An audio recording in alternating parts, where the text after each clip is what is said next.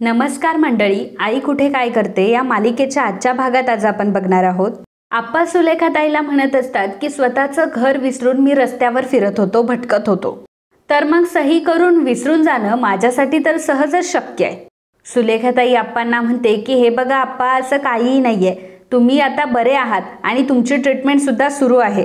त्यामुळे तुम्ही असा विचार अजिबात करू नका आणि असा विचार सुद्धा तुमच्या डोक्यात आणू नका. हे बघा, त्यांना त्यांची बाजू सिद्ध करण्यासाठी काहीतरी आरोप करणं गरजेचंच आहे. त्यांना कुठला तरी मुद्दा पुढे करायचाच होता आणि त्यामुळे त्यांनी तुमच्या आजारपणाचा मुद्दा पुढे केला. आणि तसंही समृद्धी बंगला तुम्हाला एनी हाऊ हवाच आहे. त्यामुळे कुठल्याही परिस्थितीमध्ये समृद्धी बंगला त्यांच्या नावावर करून देण्यासाठी तुम्ही कधी सही केलीच नसती. अरुंधती म्हणते की हो आप्पा, सुलेखाताई अगदी बरोबर बोलताय. तुम्ही पहिल्यांदा या सगळ्या गोष्टी डोक्यातून बाहेर काढा बरं. आप्पा हे बघा, तुम्ही आता काहीही काळजी करू नका आणि सुलेखाताई आहेत ना आपल्यासोबत. त्या कोर्टात सगळ्या गोष्टी व्यवस्थितपणे सिद्ध करतील. तुम्ही अजिबात काळजी करू नका. तेव्हा सुलेखाताई अरुंधतीला म्हणतात की हो अरुंधती, आणि मी तुला मागच्या वेळी बोलली होती की मला तुझी या प्रकरणामध्ये सगळ्यात जास्त मदत लागणार आहे. म्हणजे मला अनेक बारीक सारीक गोष्टी तुला विचारायच्या आहे. म्हणजे तुला ते तपशील किरकोळ वाटतील, परंतु या केसच्या दृष्टीने ते खूप महत्त्वाचे सुद्धा ठरू शकतात.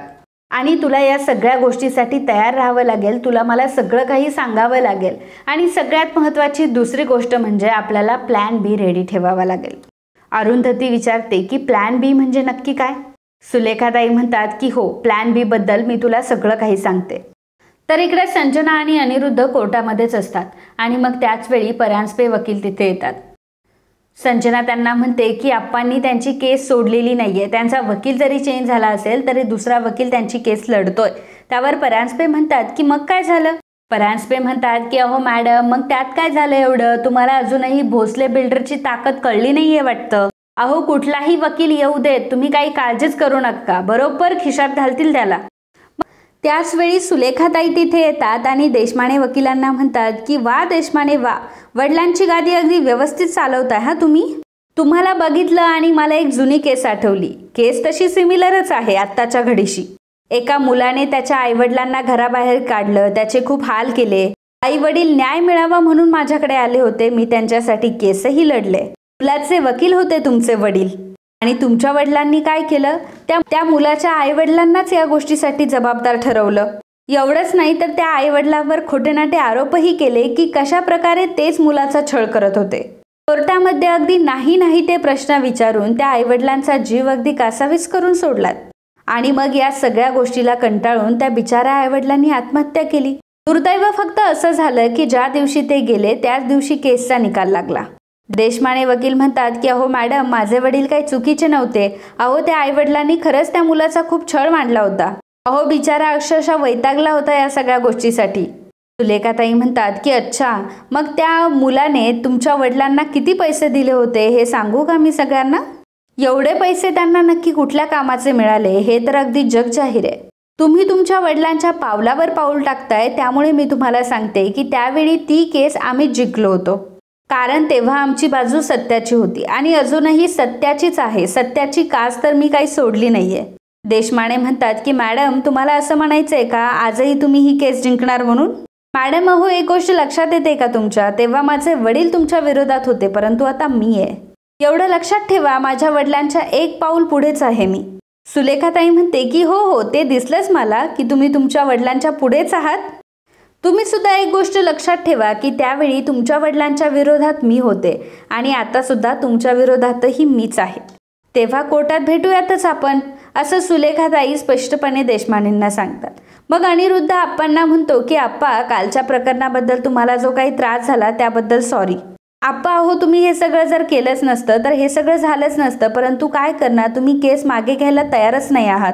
त्यामुळे शेवटी कोर्टात हे सगळं घडणारच ना. आप्पा, आम्हाला आमची बाजू तर मांडावीच लागणार ना. आम्हाला काही गोष्टी कोर्टासमोर आणाव्याच लागतील ना. तेव्हा आप्पा म्हणतात की हे बघ अनिरुद्ध, तुला काय करायचं ना ते कर. तुला जे काही समोर आणायचंय ना ते सगळं समोर आण. मी सगळ्या गोष्टींना तोंड द्यायला तयार आहे. खरं तर तुझ्याकडनं वेगळ्या गोष्टींची अपेक्षा करणं सुद्धा चुकीचं आहे. मी या गोष्टीचा आधीच विचार करायला हवा होता, परंतु जाऊ दे, अजूनही वेळ गेली नाहीये. मी तयार आहे या सगळ्या गोष्टीसाठी. अरुंधती अनिरुद्धला म्हणते की अनिरुद्ध, आता तुम्हाला प्रत्येक गोष्टीचं जशास तसं उत्तर मिळणार आहे. त्यामुळे जर तुमच्या काही गोष्टी चव्हाट्यावर आल्या तर त्यामुळे वाईट वाटून घेऊ नका.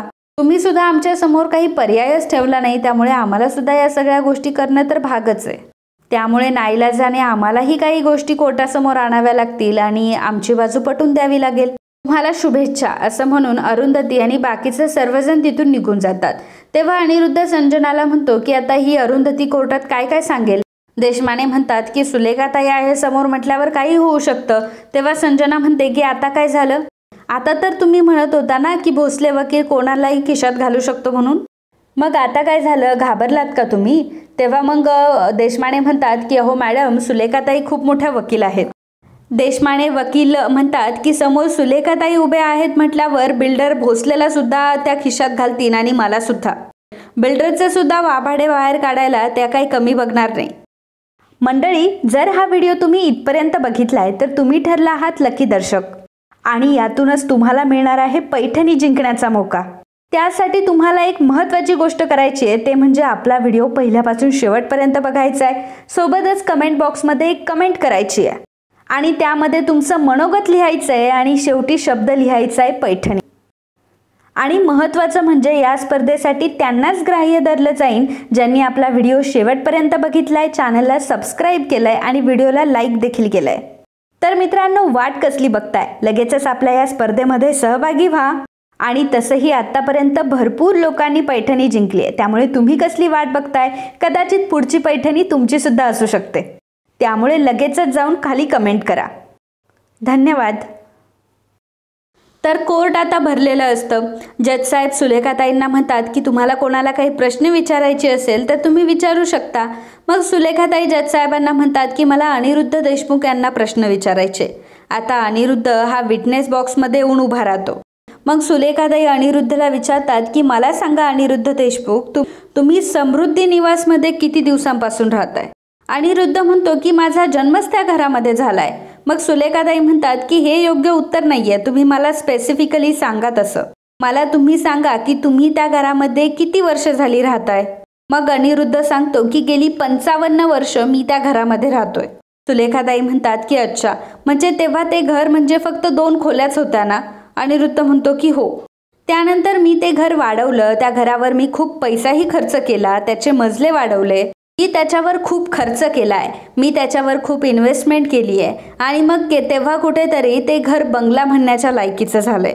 सुलेखाताई म्हणतात की हो हो, त्या सगळ्या गोष्टी माहिती आहे ना आम्हाला. तुमच्या वडिलांनी सुद्धा आम्हाला त्या सगळ्या गोष्टीबद्दल कल्पना दिली ऑलरेडी आणि कोर्टालाही तसं सांगितलंय. तुम्ही त्यासाठी प्रयत्न केला ही तर गोष्ट आम्ही नाकारतच नाही आहोत. तुम्ही घर बनवण्यासाठी खर्च केला तर घर सांभाळण्याची जबाबदारी ही तुमच्या आप्पांवर होती. अनिरुद्ध म्हणतो की हो, मग त्यात काय झालं, घर खर्च चालवायला असा कितीकसा पैसा लागतो, कितीकसे पैसे खर्च होतात. तर सुलेखाताई म्हणते की अहो असं कसं, घर खर्चाला भरपूर पैसा खर्च होत असतो. म्हणजे किराणा असतो, घरपट्टी, पाणीपट्टी, विजेची बिलं असतात, सोसायटीचा मेंटेनन्स असतो, शिवाय दरवर्षी पाणी गळतं म्हणून वॉटरप्रूफिंग सुद्धा करावं लागत होतं. त्यानंतर घराची रंगरंगोटी असेल, छोटी मोठी डागडुची असेल, हा सगळा खर्च तुमचे वडीलच तर करत होते ना. आणि हा सगळा खर्च त्यांनी त्यांच्या डायरीमध्ये अगदी हिशोबात सगळा चोख लिहून ठेवलेला आहे. एवढंच काय तर त्या सगळ्या खर्चाची बिलं सुद्धा त्यांच्याकडे आहेत. आणि एवढ्या वर्षाचा खर्च जर कॅल्क्युलेट जर केला तर तो खर्च काही लाखांच्या पुढे जातो. मग मिस्टर देशमुख, या सगळ्या खर्चाबद्दल तुम्ही तुमच्या वडिलांना विचारलं नाही का. अनिरुद्ध म्हणतो की नाही, मी त्यांना तसं काही विचारलंही नाही आणि त्यांनीही काही सांगितलं नाही, कारण तो खर्च ते सगळे स्वखुशीने करत होते. सुलेखाताई म्हणतात की हो, तेच तर सांगते की ज्या प्रकारे तुम्ही घर बांधण्याचा खर्च स्वखुशीने केला, त्याच प्रकारे घर चालवण्याचा खर्च त्यांनीही स्वखुशीनेच केला. बरोबर आहे ना. त्यावर अनिरुद्ध म्हणतो की हो.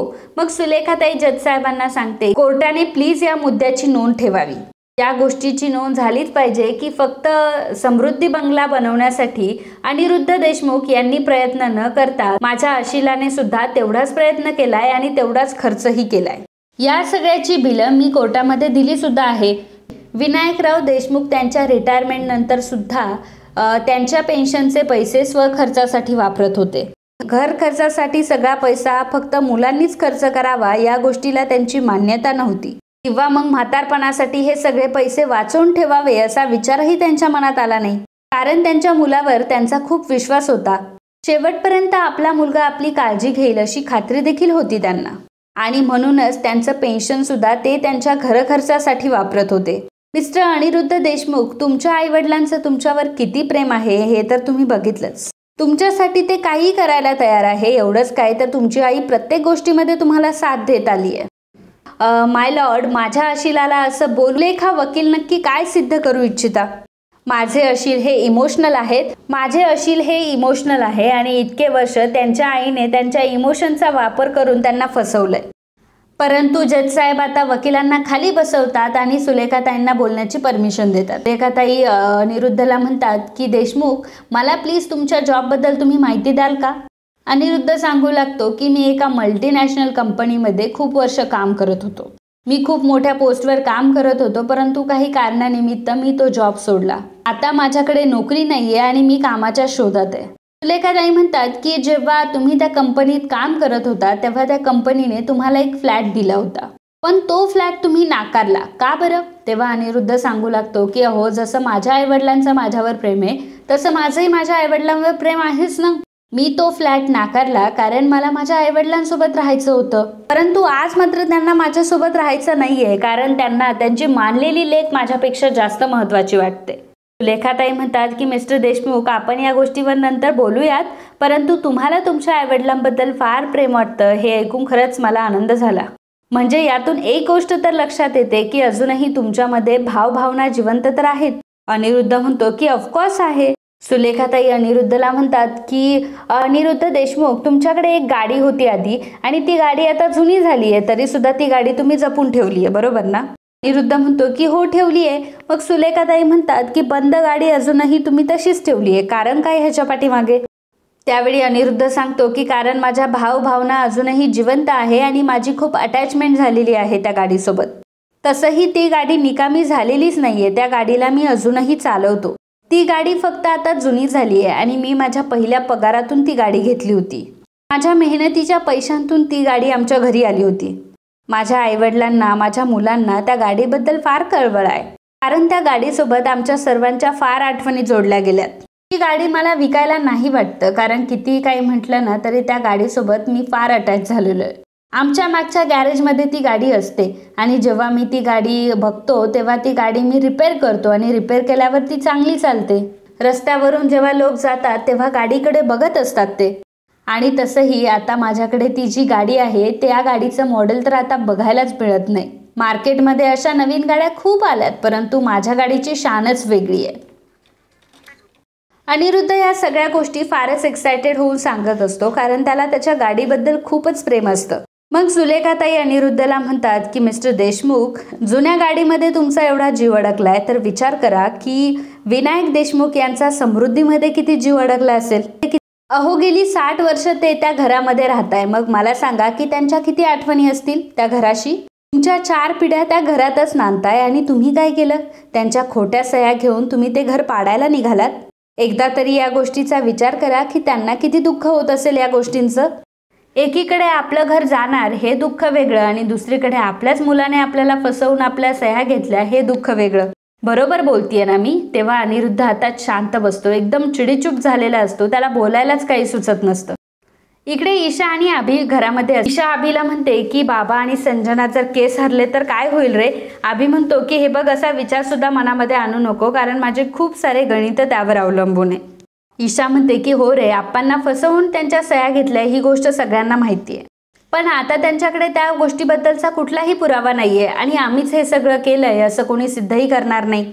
आणि त्यांनी कितीही जरी ओरडून सांगण्याचा प्रयत्न केला तरी सांगू दे, आपण हे मान्यच करायचं नाहीये की आपण काही असं केलंय म्हणून. अभि म्हणतो की एक्झॅक्टली, आणि कोर्टात तर हे सिद्ध करता येणार नाही आणि त्यामुळे संजना आणि बाबा ही केस हरूच शकत नाही. ईशा म्हणते की पण दादा, अरे एक गोष्ट लक्षात येते का तुझ्या? आप्पांसोबत आई सुद्धा आहे आणि आईने आतापर्यंत किती वेळा बाबांना आणि संजनाला तोंडावर पाडलंय हे तर तुला माहितीच आहे ना. मला खरं तर फक्त आईची भीती वाटते रे. ती कशी, कुठे, कधी, कसे पुरावे शोधेल ना, तिचं काही सांगता येणार नाही. अभि म्हणतो की हो ग ईशा, मला त्या गोष्टीची भीती वाटते. तिला जर कुठले पुरावे मिळाले नाही ना तर ती कुठलेही पुरावे तयार करेल आणि ते कोर्टामध्ये सिद्ध करेल, आणि या गोष्टीची मला सुद्धा भीती वाटते. ईशा, बाबा आणि संजना जर ही केस हारले ना तर त्यांना अटकही होऊ शकते. म्हणजे संजना ह्या केसमधून सुटेल, परंतु बाबांना मात्र अटक होऊ शकते. ईशा घाबरते आणि म्हणते की अरे काय बोलतोयस तू हे. तेव्हा अभि म्हणतो की हो ग ईशा, असं होऊ शकतं. म्हणजे एखाद्याच्या खोट्या सह्या घेणं आणि तेही एखाद्याला फसवून हा काही छोटा गुन्हा नाही आहे. आणि तसंही आपणचं वय झालंय. ज्येष्ठ नागरिकांना फसवून त्यांच्या सह्या घेतल्या म्हणजे अजून काही वेगळा काही कायदा असेल म्हणजे झालंच. ईशा म्हणते की अभि दादा, अरे एक गोष्ट लक्षात येते का तुझ्या? अरे जर बाबा या सगळ्या केसमध्ये अडकले तर तू सुद्धा अडकशील ना, आणि तुला सुद्धा शिक्षा होईलच ना. तेव्हा अभि म्हणतो की एक मिनिट, मला कशाला शिक्षा होईल? ईशा म्हणते की अरे मग बाबांसोबत तू सुद्धा तिथेच होतास ना, कारण तुम्ही दोघांनी मिळून आप्पांना सह्या करायला सांगितल्या ना. त्यामुळे जे काही झालं ते तुम्ही दोघांनी केलंय. बाबांसोबत तूही उभा होतास आणि तूही आप्पांना सह्या करायला सांगितल्या. त्यामुळे जेवढे बाबा या सगळ्या गोष्टीसाठी जबाबदार असतील तेवढे तूही असशील. अभि म्हणतो की नाही नाही नाही, असं तर होणारच नाही. मी कोर्टात सरळ सांगेल की मला यातलं काही माहीत नाही म्हणून. ईशा म्हणते की अरे असं जर तू बोलला तर तुझ्यावर विश्वास कोण ठेवेल? आणि तू पेशाने डॉक्टर आहेस ना. इन्शुरन्स पेपर आहेत की प्रॉपर्टीचे पेपर आहे यातला फरक तुला कळणार नाही का?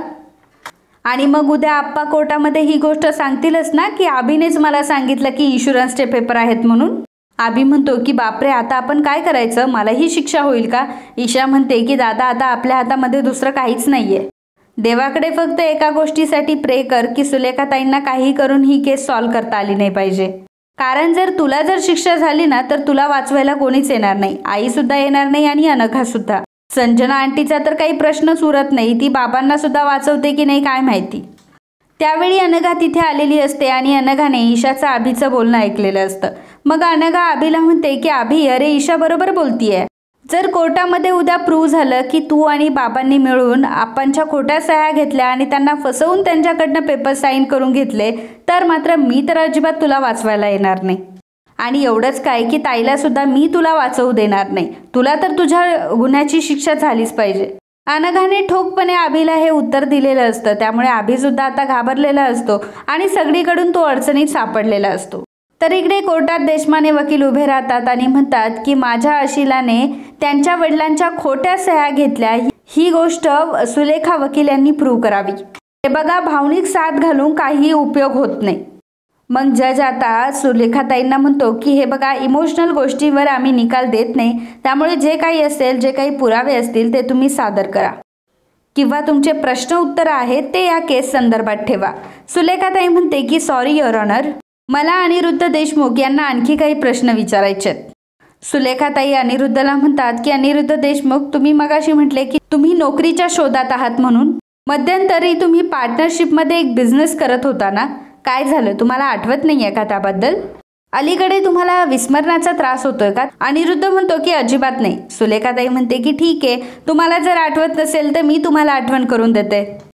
वीणा केळकर यांच्यासोबत पार्टनरशिपमध्ये तुम्ही बिझनेस सुरू केला होता ना, आता आठवलं ना तुम्हाला? तेव्हा अनिरुद्ध म्हणतो की हो आठवलं.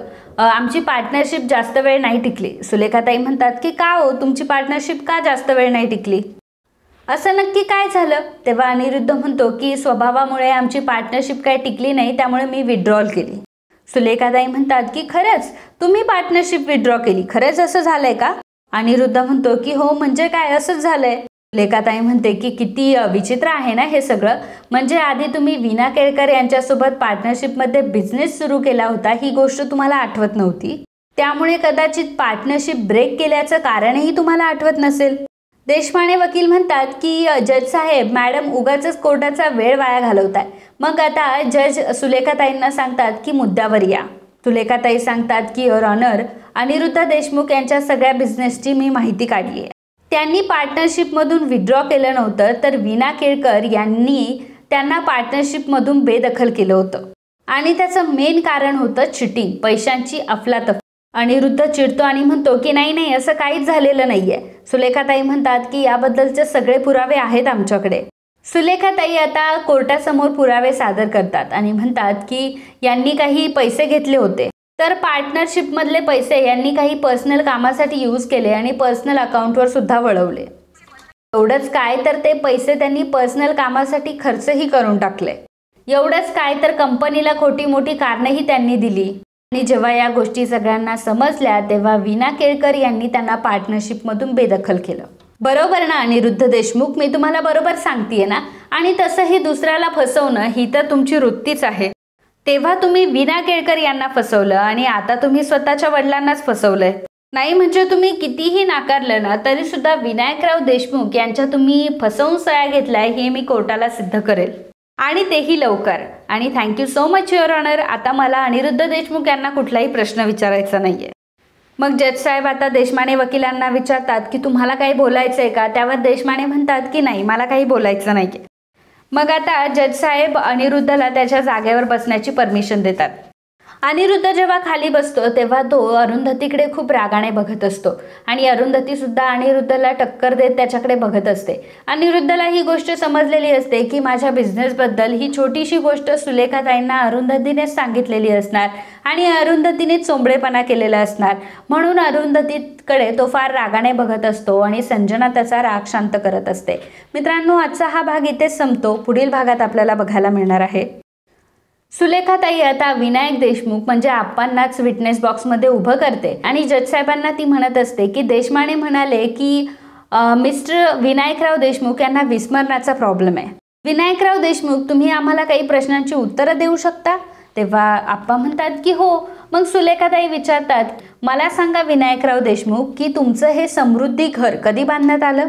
आप्पा सांगतात की 28 सप्टेंबर 1967 रोजी समृद्धी बंगला बांधण्यात आलाय. मग सुलेखाताई विचारतात की तुमच्या घराचा वाढदिवस कधी असतो. मग आप्पा सांगतात की 1 जानेवारी. जेव्हा सर्वजण कोर्ट संपल्यावर बाहेर भेटतात तेव्हा संजना आप्पांना म्हणते की आप्पा, चांगलाच होमवर्क करून घेतलेला दिसतोय तुमचा.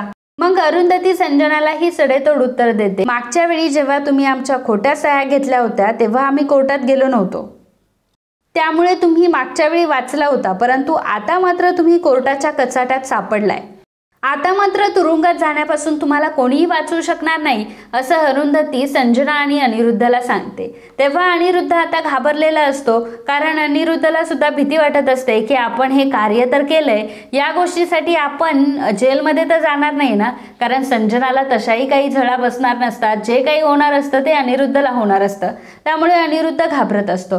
तर मित्रांनो, तुम्हाला काय वाटतं की हा निकाल कोणाच्या बाजूने लागेल, आप्पांच्या बाजूने लागेल की अनिरुद्धच्या बाजूने लागेल, हे बघणं खूप रंजक ठरणार आहे. So friends, if you like my video please do subscribe, share and comment. Thank you so much.